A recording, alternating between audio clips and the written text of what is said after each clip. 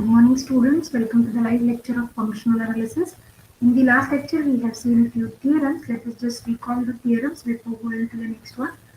The first theorem we have completed in the last lecture is that whenever we have domain and codomain of any continuous linear transformation are the Banach spaces, then we have proved this as an open mapping. Open mapping is a function or a mapping which takes open sets to open set. Therefore, to prove this, we have made use of the definition of an open set. Starting with an arbitrary point, we have shown that arbitrary point is an interior point, and to show this, we have made use of both the lemmas, which are useful for proving the open mapping theorem. Then we have gone to Banach's theorem. In Banach's theorem, we wanted to show the homeomorphism between the two Banach spaces B and B dash if the mapping is 1 1 continuous linear onto 1 1 continuous linear and onto. Here actually T inverse continuous is missing, but this T inverse continuous can be obtained by the open mapping. This we have discussed already. That is, one can say that function inverse is continuous is equivalent to say that the function is an open mapping, and with this we can say the mapping is open. Therefore, we get the 1 1 continuous open map, which is a homeomorphism. Therefore, we have proved this to be a homeomorphism. Then moving towards a closed graph theorem, we have defined a graph. Graph is actually the collection of points x, t, x, right? Collection of the all images of point x together with images together with the given point. That is an ordered pair of the type x, t, x. Okay. Later, this Tj is actually a subset of a Cartesian product n cross n dash, and on this n cross n dash, as both the spaces n and n dash are itself the non-linear spaces, our aim is to check that whether the Cartesian product is a non-linear space or not. Therefore, actually there are few norms defined like this. We were going to check whether it is a non-linear space with the first norm. For the second and third norm, you can check on your own also. Therefore, the first theorem we have proved is that this Cartesian product n cross n dash is a non-linear space under this norm. Also, we have proved that this norm induces product topology, and this Cartesian product is complete if and only both the spaces n and n dash are complete. In order to show this Cartesian product n cross n dash is a non-linear space, we must verify all the four conditions of the norm definition that we have done. Okay. Later, by looking at the definition, one can say very easily if x and y n converges to xy, if and only x1 converges to x and yn converges to point-wise convergence, one can say it is, right? The coordinate-wise convergence, right? Hence, this norm induces product topology. Now, assuming n cross n dash, n and n dash are complete, our aim is to prove n cross n dash is complete. For this, we have started with a Cauchy sequence, and later by using both the definitions, n cross n and n dash are complete. We have proved n cross n dash is also complete. The reverse procedure or the reverse of the above theorem can be obtained by just reversing the above steps. Later, closed linear transformation. Open mapping we have seen, this is about closed mapping. The mapping is said to be closed if your domain of the definition is closed set and the mapping is continuous as per this definition. Then we have seen that whenever we have two nonlinear spaces n and dash and d be a subspace, then a linear transformation T is closed. See, the mapping is closed if and only if its graph is closed. This also we have covered. And then we have moved towards the last point of closed graph theorem. In this, if the domain and codomain are the Banach spaces, provided T is a linear transformation of B into B dash, then our aim is to show that T is continuous mapping if and only if its graph is closed. First part is very similar to the first part of closed graph theorem. We are not going to repeat. Our aim is to go for the reverse part, that is if part. In the if part, our assumption will be the graph of the mapping is closed, that is Tg is closed, and the aim is to show that the mapping is continuous. In order to show the mapping is continuous, as we have linearity in our hand, therefore one can say continuity implies an implied by boundedness. Then the job we were going to discuss is we will define the mapping T. Okay, actually we have the mapping T from B to B dash. Now we will redefine the norm on the given Banach space B. That norm 1 we will define. If I define this to be norm 1, whatever is the underlined space, it becomes a new norm linear space. Let me call it as B1. Remember, the elements of B1 and B are same. Only the norm defined are different, right? Then we will define norm 1 in such a way that this T becomes bounded. Okay, that is the mapping T from B1 to B dash already, or we can go for it linearity, and then we will show it is bounded. Bounded will implies continuity. That is the mapping T will be continuous from B1 to B dash. But what is the actual aim? We want the mapping is continuous from B to B dash. Correct? No? Therefore, the job we will do, we will show that there exists a homeomorphism between B1 and B. B1 and B homeomorphism means the mappings are topologically isomorphic. Then this continuity will give us the continuity between the B and B dash. This is what we were going to do in today's lecture. Let us continue the proof.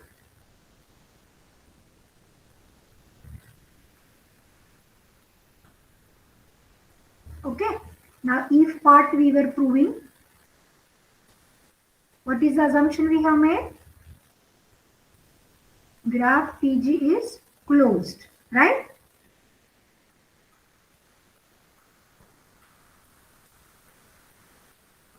Correct, no? Yes, ma'am. Yes, ma'am. If let's graph is closed. Now what is the aim to show that? T is continuous. Okay, continuous as a mapping B to B dash. Now let us redefine the norm. Now we were going to denote this space as B1. Denote B1 the linear space, renormed by. What is the meaning of renormed by? Already we have one norm on it. This is the norm. Same symbol we have used on both the spaces. Now we are going to define this another norm on the same space B. That's why we are calling it as a renormed by. What is the renorm? Norm 1 of x we were defining as norm of x plus norm of t of x. Norm of x plus norm of t of x. That is, I can say B1 is the algebraic structure B together with norm 1. Is that okay? Now we are not going to verify those all conditions of norm, definition of norm for norm 1, because on the right side we have used already the norms defined on B and B dash. But obviously this norm 1 is going to be a norm on B1, or you can verify very easily. First condition, whether norm 1 will be non-negative. Yes, ma'am. Yes, because both the values on the right side are non-negative. Second, norm 1 equal to 0 implies I implied by x equals to 0. If I make norm 1 is 0, what the quantity on the right side will be? 0. Both will be 0. Both will be 0. And as they are itself norm, x will be 0, tx will be 0. We want x as 0. Second will be verified. May I say third will be verified automatically? Yes, by ma'am. triangular inequality, and fourth also. So we were not going. We will write directly it is renormed by. Means whatever the norm we have defined, it satisfies the 4 conditions. Now our aim is to show that the mapping T is bounded as a mapping defined from B1 to B dash. Therefore, let me just have a look. Whenever I wanted to show boundedness, what I wanted to show? Norm T of x less than or equals to k into norm of x. Correct now? This kind of inequality one has to verify. Therefore, let me start with norm of T of x. Okay. May I write norm of T of x is less equal by norm of x plus norm of T of x? Why? Because a non-negative quantity is added on the left, right. Correct, no? Yes, ma'am. A non-negative quantity added on RHS. Right now? Therefore, this will be less equal. If this will be less equal, what is the norm? What is the right hand side? May I say this right hand side is nothing but norm 1. Therefore, let me write norm of T of x is less than or equals to norm 1 of x. May I write it as 1 into? Because I want this k, no? Therefore, this is 1 into norm 1 of x I am writing. Therefore, can I say the mapping T is bounded? Yes, ma'am. Simply. T is bounded. But bounded from which space to which space? B1, this norm 1 is a norm defined on B1. Therefore, this will be on B1 and this will be on, yes, left hand side. This will B be, dash. yes, this is on B dash. Therefore, what can I say? This T is bounded as a mapping from, T is a bounded and hence continuous, can I write? Yes, ma'am.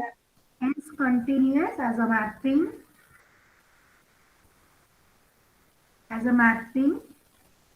from B1 to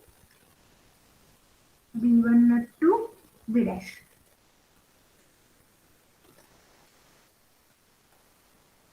This is defined on B1, right? If this is the mapping T, we got continuous, but as a mapping from B1 to B dash. But what we wanted to show, T is continuous as a mapping from B to B dash. Therefore, the job we will do is whatever is this B and this B1, we will show there is a homeomorphism. That is, they have same topologies, topologically isomorphism. Is that okay? Therefore, here we will write, we have to show that B and B1 have same topology, correct? Same topology, then T will be continuous from B to B dash, right now? B to B dash, that is to show that B and B1 are homeomorphic.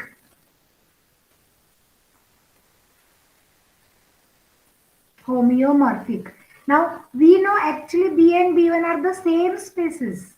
The vectors defined in the corresponding spaces are same. Only the way of defining the norm is different. Correct now? The way of defining the norm Yes. is different. Therefore, what we will do, we will just take an identity mapping between the two spaces as the elements are same. Therefore, which kind of mapping I am going to take for proving homeomorphism? Consider the identity mapping. Whether identity mapping holds or not. Yes, ma'am. Yes. Consider the identity mapping I from B1 to B. Defined by. How I am going to define identity? I of x is equal to x X. for all x in B1. Now, whenever I wanted to show B and B1 a homeomorphism, how many properties to verify? 1, 1, 1, 2, continuous, inverse continuous, right now? Okay. But looking at the definition of identity mapping, may I say always, identity is always 1, 1 and 1, 2. Bounded also, but Yes, I will ma'am. prove bounded. Okay. This implies I is always 1, 1 and on 2. Two properties we have. Now let us go for proving I is continuous further. To prove continuity, let me prove boundedness. Further, norm of I of x. Yes, this is norm of x, no? Yes, ma'am. Which one can write less equal by norm of x plus norm of t of x. This is nothing but your norm 1 of x. Okay.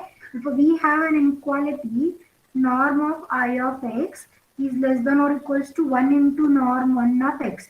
Therefore, may I say I is bounded. I is bounded and hence continuous. And hence continuous as a mapping. As a mapping from B1 on to B. Okay. But whether inverse continuous satisfies. But if instead of writing inverse continuous, let us make use of the Banach's theorem. What Banach theorem tells us? If both the domain and codomain are Banach spaces, then continuous, 1, 1 continuous onto mapping will be homeomorphism, right now? What is that theorem? Here it is. If B and B dash are Banach spaces, 1 continuous linear mapping, linear onto mapping will be homeomorphism. Now we have obtained 1 continuous linearity onto as well, but we don't have the underlined spaces or Banach spaces. Therefore, in order to show or in order to use this Banach's theorem, which one is Banach and which one is not Banach among the domain and codomain? Yes, I is the mapping we have defined from B1 to B. Correct? No. B is given to be Banach space, no? But this we have only norm linear space. Therefore, if I wanted to use Banach's theorem, what one has to show? B1 is Banach. In order to show B1 is Banach, we wanted to show B1 is complete. Right now? Hence, if we show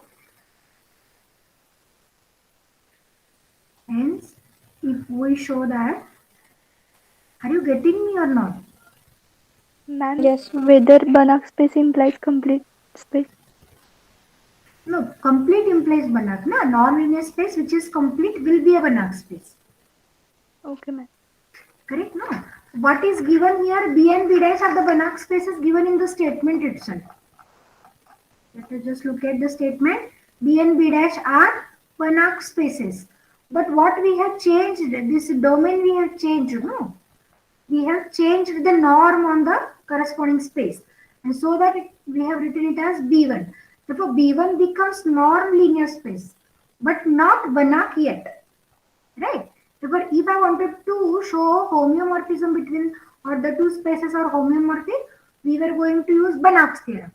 And in the statement of Banach theorem, 1 continuous linear onto mapping is homeomorphism provided domain and codomain must be Banach spaces.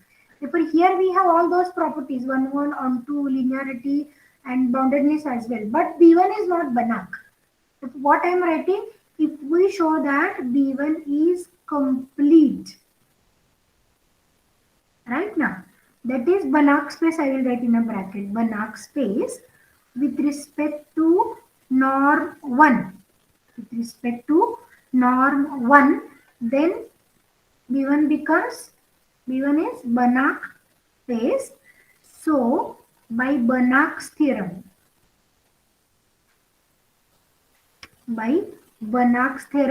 I becomes homeomorphism and the proof will be over. Is it okay? Yes, ma'am.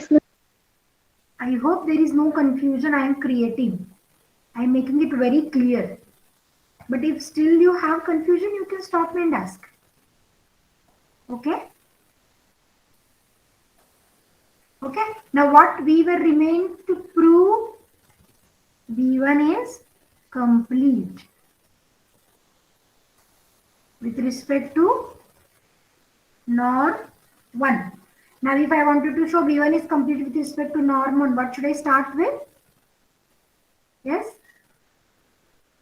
Cauchy sequence which will converge in B1.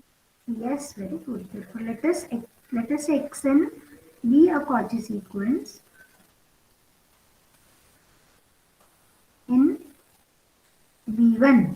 Okay, then can I write norm 1 of Xn minus Xm tends to 0 as Mn tends to infinity. Correct now? But what is the definition of norm 1? Norm 1 is norm x plus norm of its t image. Can I write this as norm Xn minus Xm added with norm of the corresponding t image?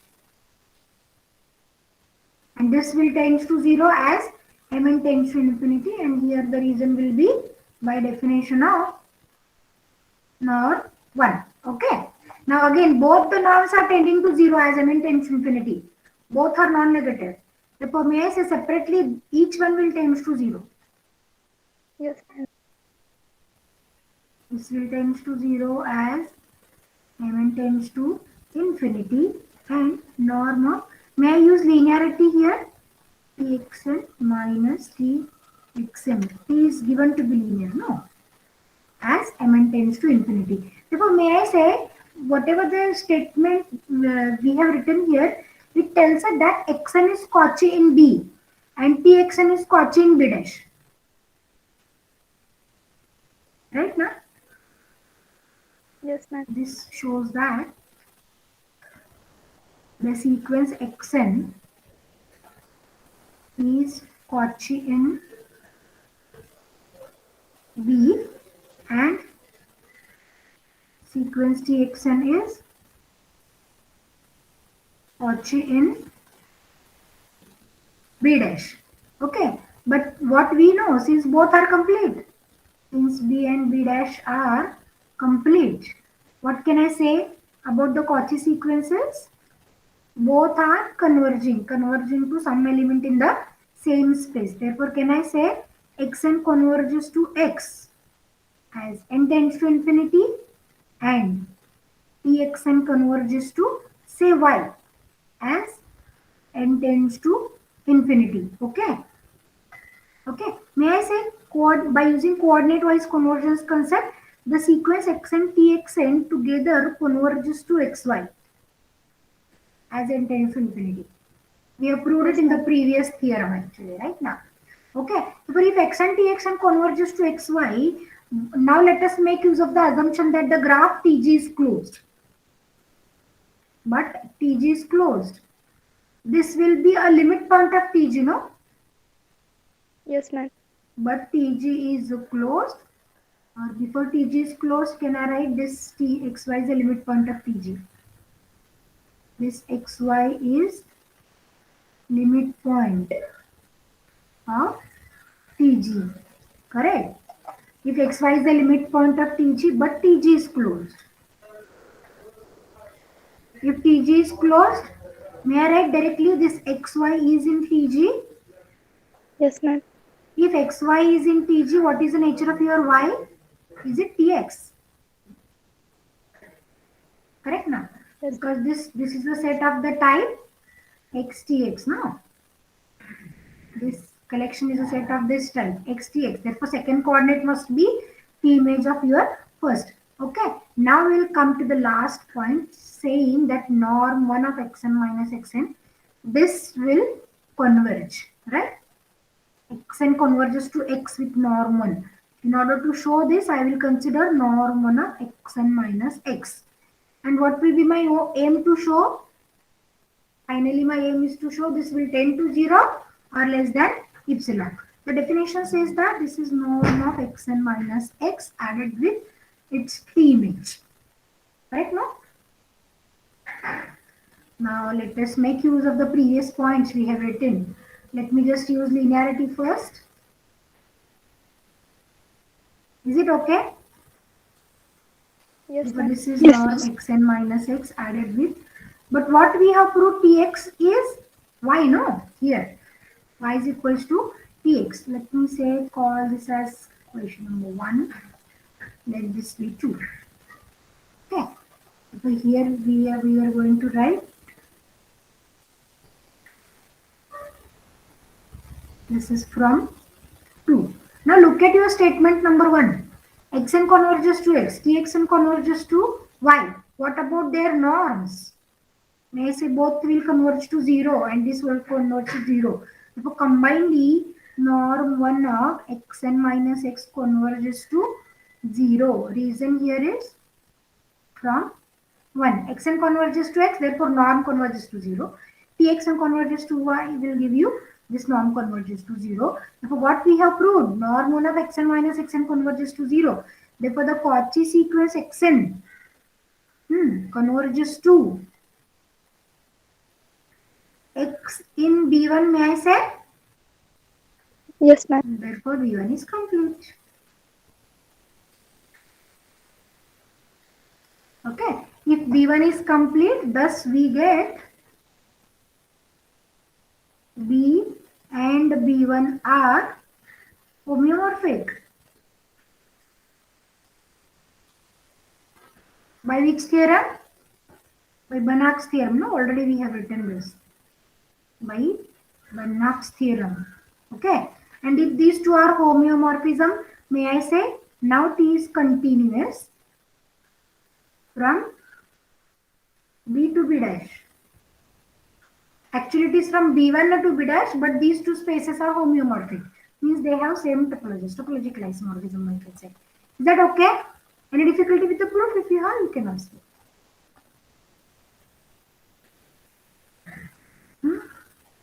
If you understand this aspect, what I told you, a theme of a proof. If you understand this theme, it will be easier for you to understand the proof of the theorem. Okay? I hope there is no difficulty.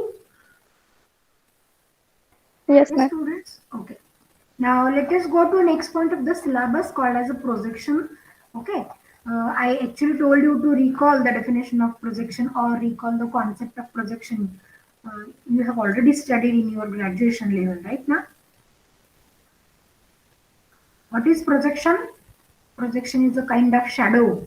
What is orthogonal projection?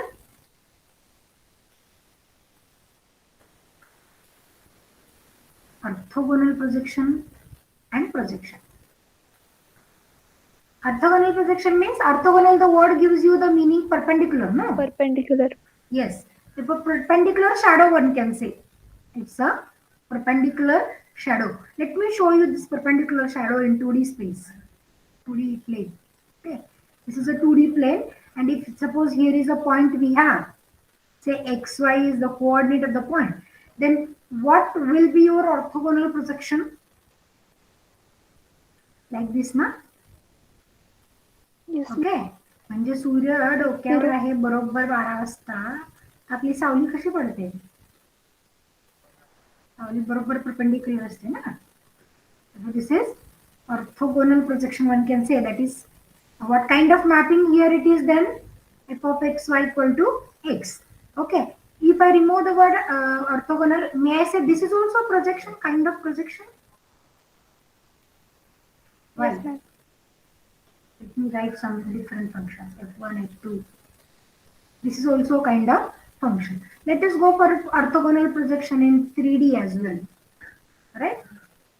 Let us do it in 3D.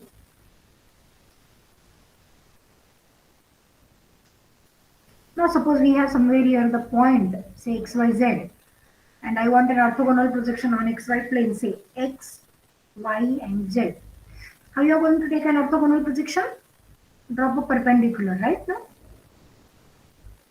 And this will be a point in xy plane. Can you tell me the coordinates of this point? XY plane.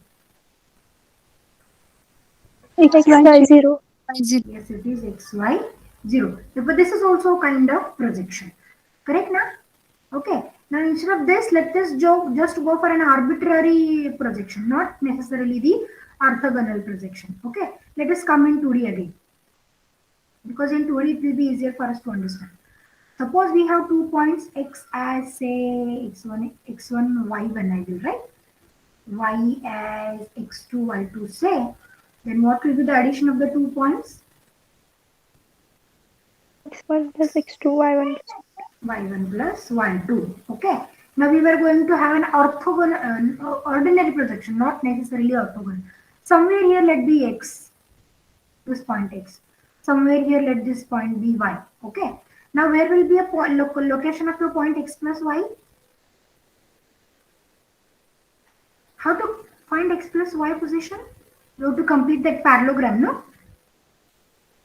After completing that parallelogram, let me say here is the location of my x plus y. Time being, let me call this as some point z, z equal to x plus y. This will be a location, z equal to x plus y. Therefore, now the mapping I will define is t of x plus y, or one can say t of z. Okay, either you can take a projection to the element x or to the element y. Let me take a projection to the element y. Oh, sorry, to the element x. Okay, then what kind of projection you are observing? See here. This is a projection. Is it an orthogonal projection? No, not necessarily. Okay, whether this will be a projection or not. Yeah, this will be also a kind of projection. Right now. Therefore, tz equals to x or tz is equals to y, both will be the kind of projection. Now we wanted to verify what will be the property of your projection, so that we will be ready to define the projection on the nonlinear spaces, projection on the Banach spaces. Looking at this projection, say f of xy equal to x, this orthogonal projection. f of xy equal to x. This is the function which is orthogonal projection in the two-dimension space. Right now, f of xy equal to x, how it is actually defined? We have to write this as x0, na, this element. Right now? Yes, ma'am. Because we are in 2D, therefore every element should be written two tuple vector. Therefore, the function we were going to define is f of xy equal to x comma 0. So that will be a point on x-axis. Let us take one more f operator on this. That is f square I wanted to find.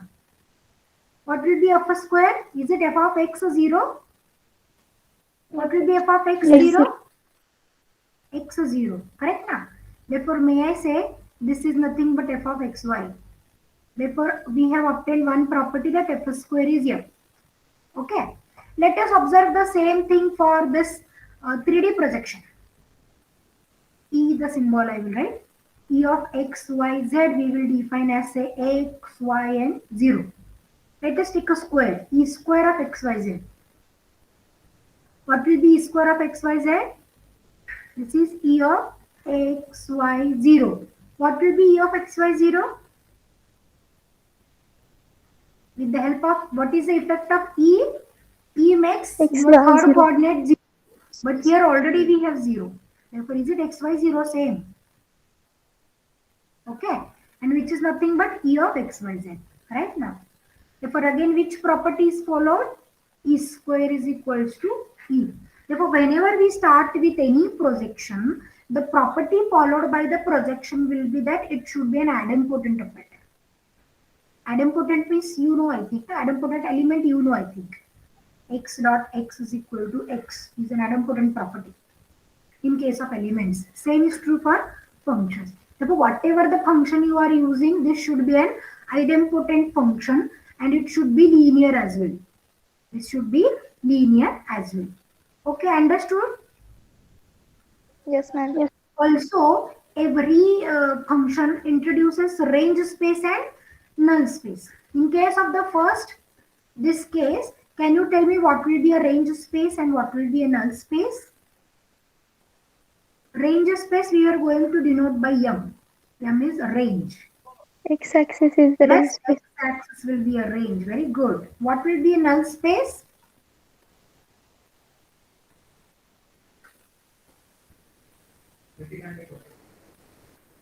Yes. Null space and Y-axis. yes, y-axis. Okay. Therefore, this whatever the R2 space we have, this was actually direct sum of x and y-axis, right now? Yes, ma'am. Okay. Same is true for this also. 3D projection. Why I have written this R2 as x plus y? Because every element of R2, say xy type, can be written as x0 plus 0 y. One element belongs to x-axis, one element belongs to y-axis. That is, the projection is going to divide your given space into two subspaces as a direct sum. This is what also another property carried out by the projection. Correct? No. Okay. Now in R3, in this 3D space, can you tell me what will be the range? M? XY plane. Yes, XY plane will be your range. And what will be your null space? Z-axis. Correct? No? Therefore, may I say again your R3 can be written as direct sum of M and N. XY plane Yes, and ma'am. Z-axis. Check, you can check it. XYZ can always, we can write as XY0 added with 0, 0, Z. One element of XY plane, one element of Z axis will together give you a one element of the three-dimensional space. Right now, therefore, this projection is going to divide your original linear space into two spaces, range space and null space as a direct sum. Is that okay? Understood Yes, up to this? Okay. Now we will define the projection or a mathematical definition. Therefore, what will be a mathematical definition of projection then? A linear idempotent transformation on a linear space L is called projection. Is that okay?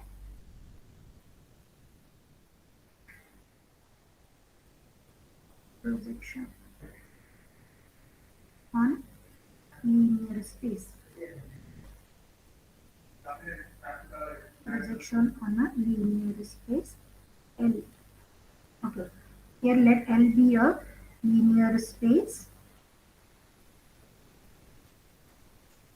Okay. Transformation.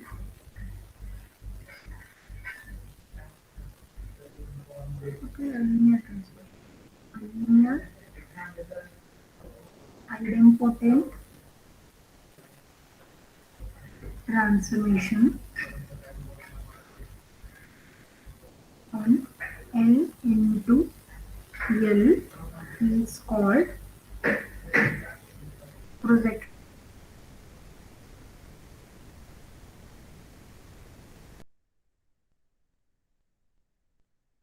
Domain. It remains the same, no? Here it is from R to R. Correct, na? Domain codomain must be same. R to R, sorry. R2 to R, sorry. R2 to R3. Here it is R3 to R3, etc. Is that okay? Therefore, how this projection is being defined? A linear idempotent transformation of L into L is called as a projection. Okay? Then M equal to linear idempotent transformation. I have not given the name for the transformation. I will call it as say E. And transformation E on L into L is called. So what will be a range of space? E of x, x is in L, na? Will be, is it range of E?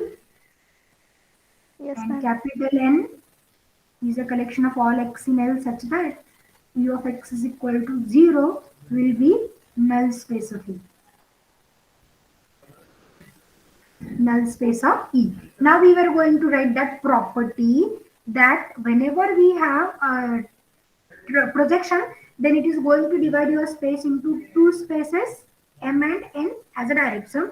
Reverse also, whenever you have any space which is a direct sum, say A and B, L is A and B, then this also have one projection, means vice versa. So let me write the property.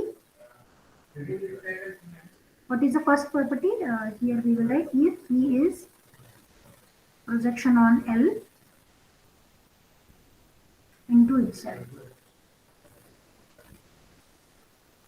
Okay. Then what is the first property? Says that a projection always determines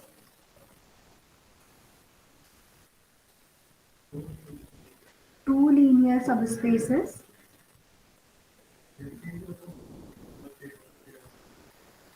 M and N such that, what such that? L is equals to M direct sum N. Is it okay? This is the first property. And what the second property is? If M and N are pair of linear subspaces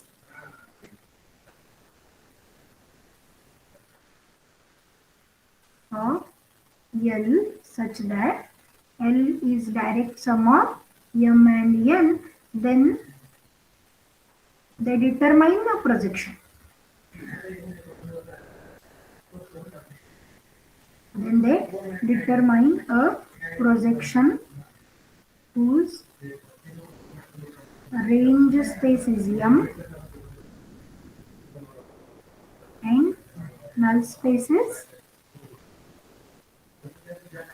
capital N. Is that okay? And in this Yes, ma'am. throughout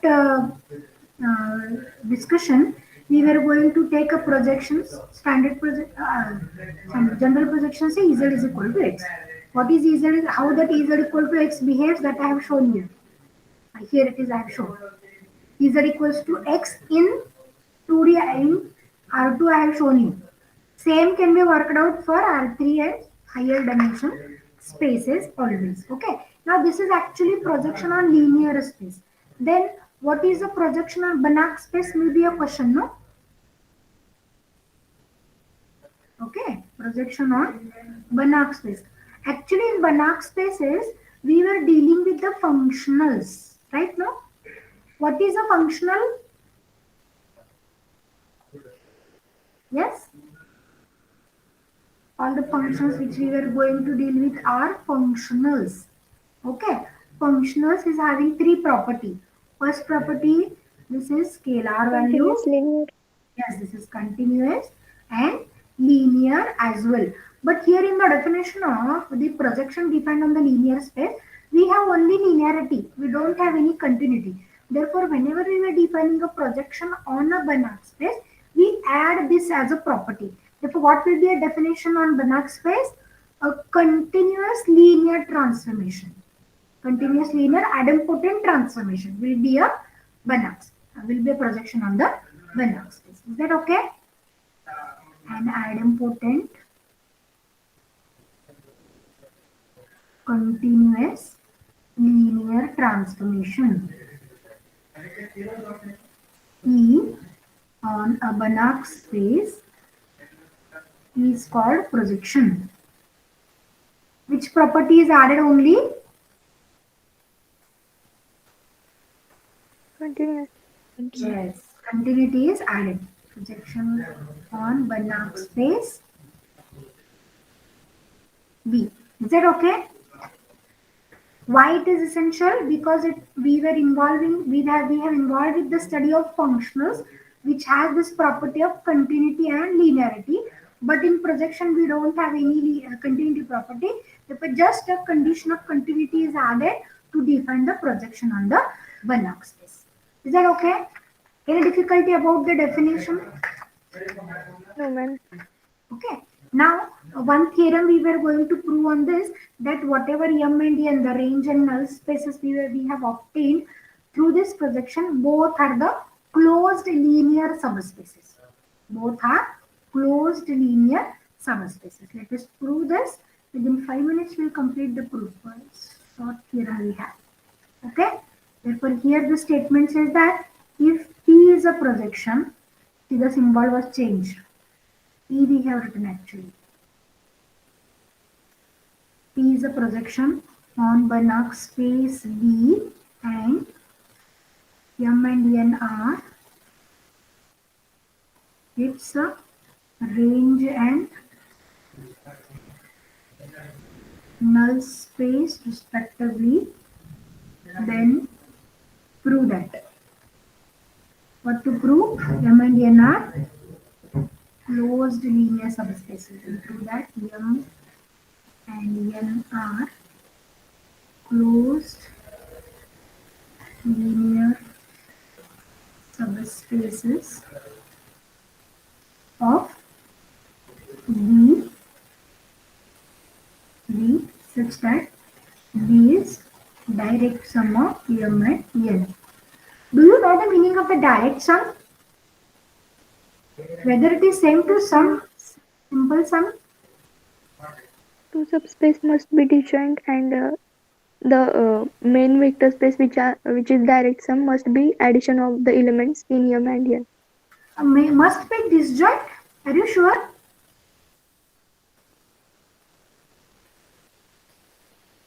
Are they disjoint? See here, both we were saying subspaces, no? If both are the subspaces, may I say origin will be there in both the subspaces. Yes, ma'am. That will be common, correct now? Therefore, actually, what is the meaning? Whenever we were writing B as a direct sum of M and N, what is the meaning? B is sum of M and N. B is simple sum of M and N, such that M intersection N is having singleton 0. That is, 0 will be in common to M and N. No other element will be in common. Okay? 0 will be in common. Singleton 0. Right? Yes, ma'am. Yes, ma'am. Because subspaces, both are subspaces, origin must be there in both the subspaces. Okay.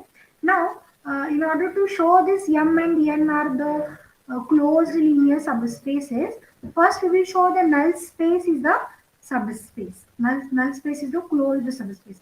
To prove this, what we were going to do, we were going to make use of continuity definition.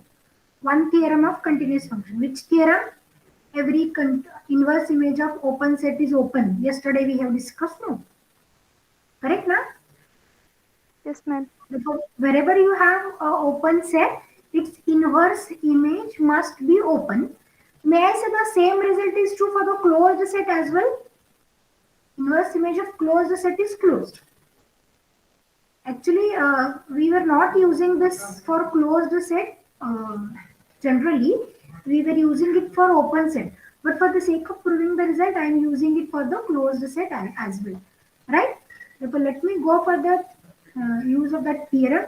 Before that, I will try to write my null space as inverse image of some closed set. Okay? I will start with projection. Since P is projection, let me write its properties. Projection on Banach space B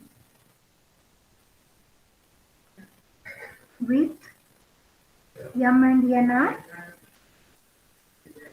range and null spaces respectively.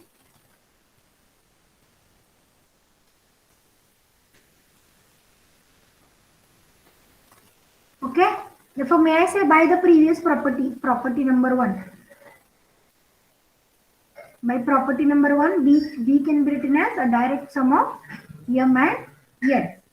Direct sum of M and N. Now, what remains to prove that M and N are closed linear subspaces, right? No?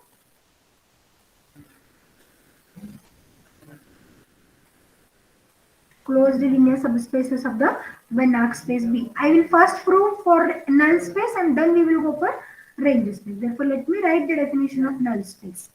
Yes, what is the definition of null space?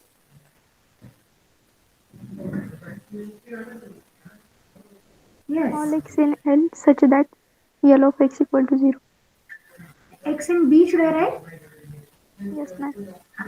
Such that its P image will be 0. P is the projection notation we have used, right now? Looking at this definition, can I write this is collection of all P inverse of singleton 0. Correct?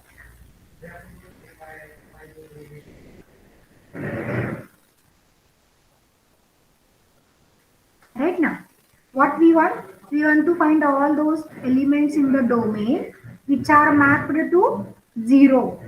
Which are mapped to 0. Right now, therefore, may I say it is equivalent to finding the inverse image of the singleton 0. All pre-images of 0 we wanted to find. Correct now? But what about singleton 0? May I say singleton 0 is closed set? Yes, ma'am. And what will be the inverse image? Knowing P is continuous. Here I will write, since P is continuous and singleton 0 is closed set. Why this P is continuous? This is projection on Banach space, no? And in Banach space, we have added the condition continuity, linearity, etc. etc. Now, this is inverse image of a closed set. Okay? Therefore, by the theorem, I will write by theorem. What theorem I have? F is continuous mapping x to y if and only if f and only if f inverse of g is closed in x whenever g is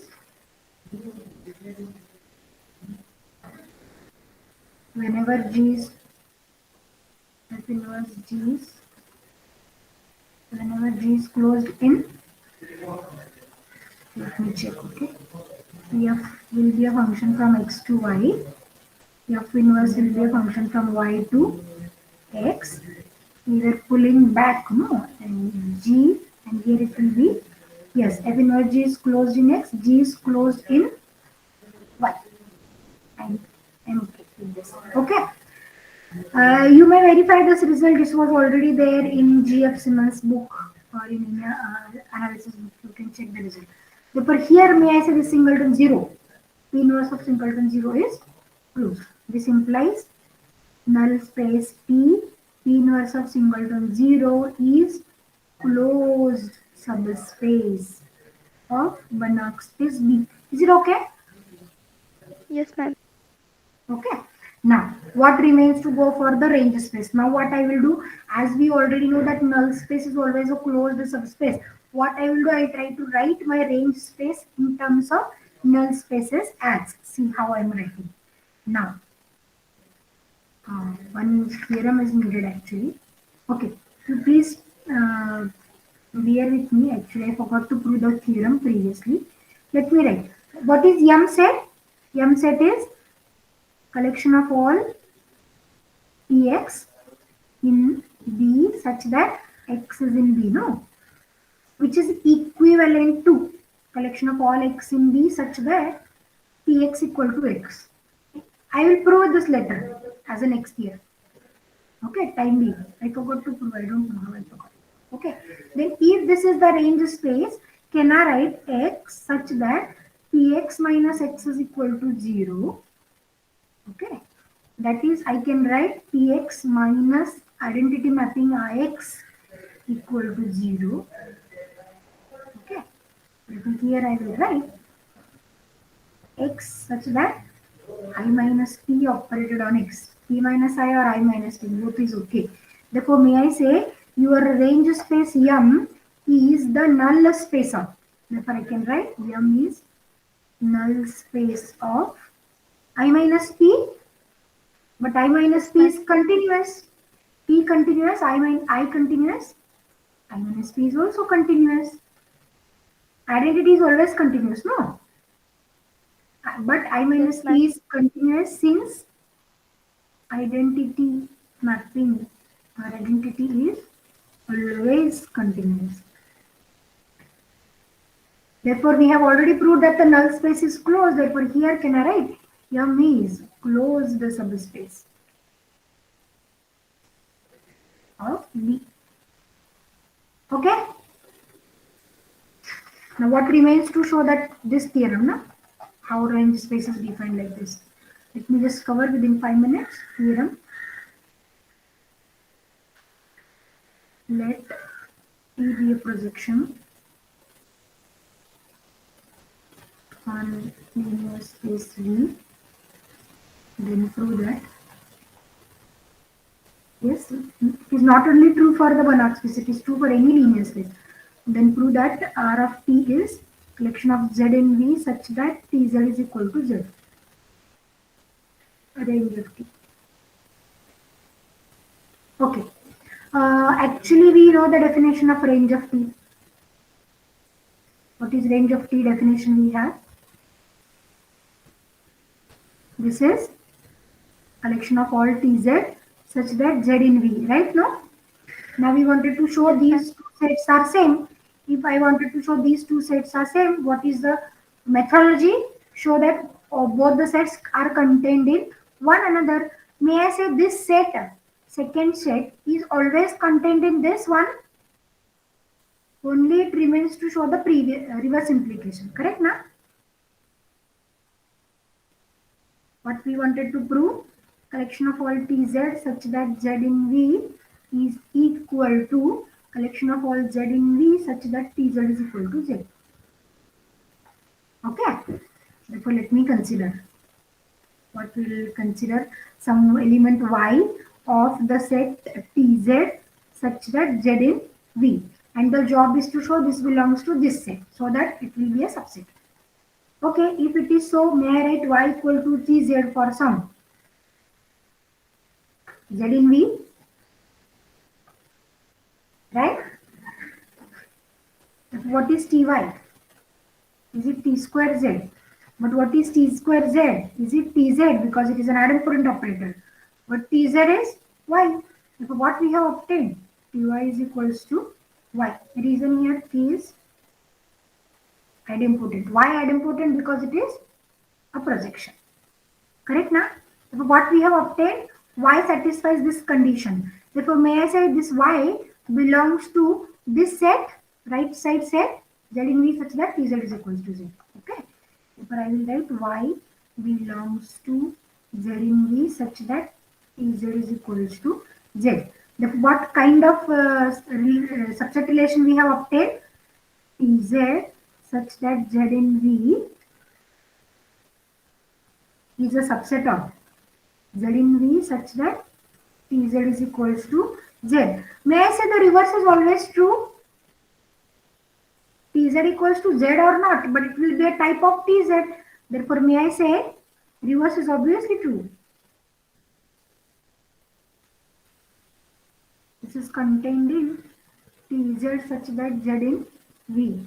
Obviously true. Okay, which will imply Z in V Tz is equals to Z is equal to Tz Z in V. Therefore, how I am going to define the range?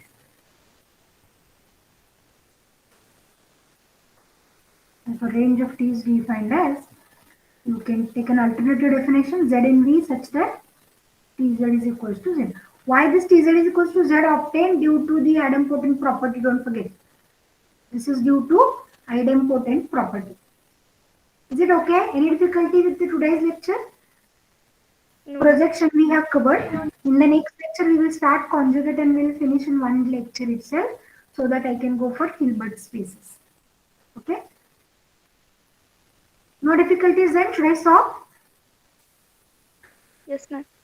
Okay, thank you for being with me.